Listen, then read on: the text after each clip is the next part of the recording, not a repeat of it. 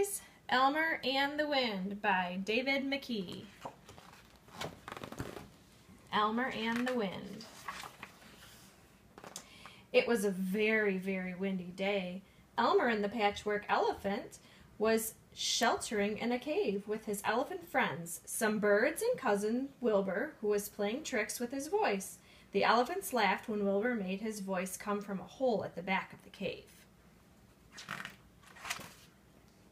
"It's not a good day for flying," said a bird. "It's a good day to be a heavy elephant," chuckled Elmer. "An elephant can't be blown away.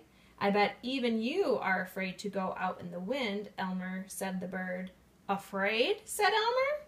"Watch this then. Come on, Wilbur. Come back. Don't be silly," called the elephants. But Elmer and Wilbur had already gone out in the wind. Once they were behind some trees and out of the sight of the others, Elmer led the way into another cave. "You're up to something, Elmer," said Wilbur. "Yes," laughed Elmer. "Make your voice come out from there as if we were still walking away. Sound like me sometimes." "I get it," said Wilbur. His voice came from the distance, sounding like Elmer. "It's hard to move in this wind."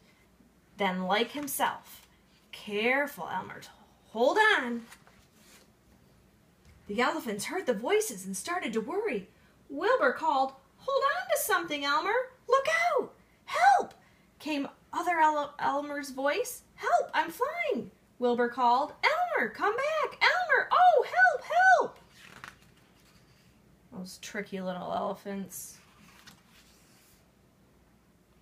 "Elmer's being blown away. We must help," said an elephant. "If you go out, you'll be blown away too," said a bird. "Form a chain trunk holding tails," said another elephant.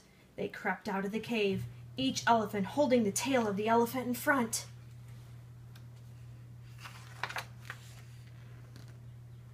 "Look at them," said Elmer. "They do look funny."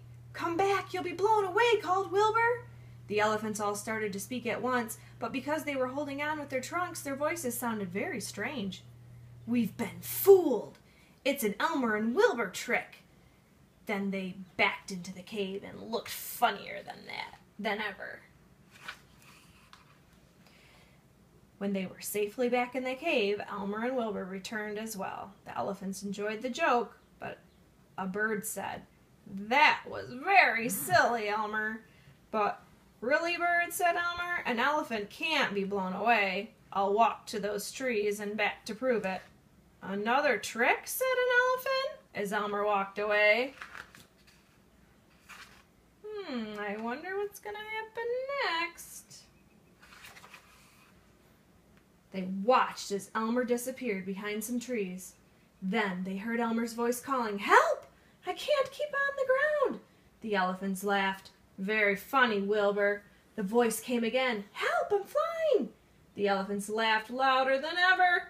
"It's not me this time," said Wilbur. "Oh, geez, Wilbur's right there." "Look," said a bird. "It isn't Wilbur." The elephants stared. There was Elmer above the trees. "What's he doing up there?" gasped an elephant. It's called flying," said a bird. "Poor Elmer," said an elephant. Can elephants really fly? "It's my ears," thought Elmer. "They're acting as wings." Wilbur and the others seemed very small as he flew away. "This is really quite fun," thought Elmer after a while. He could see the other animals sheltering from the wind. They stared to see an elephant fly by. "It's Elmer," said a lion. "I expect he's up to another one of his tricks." At last the wind dropped and Elmer landed. "Oh dear," he thought, "it's going to be a long walk home. It serves me right for being so silly."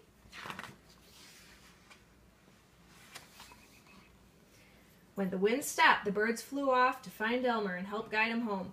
When at last the elephants saw the birds flying above the trees, they knew that Elmer was near. They rushed to meet him to hear about his adventure.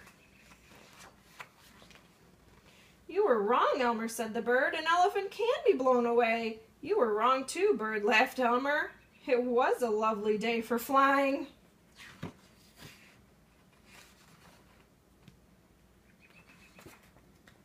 The end.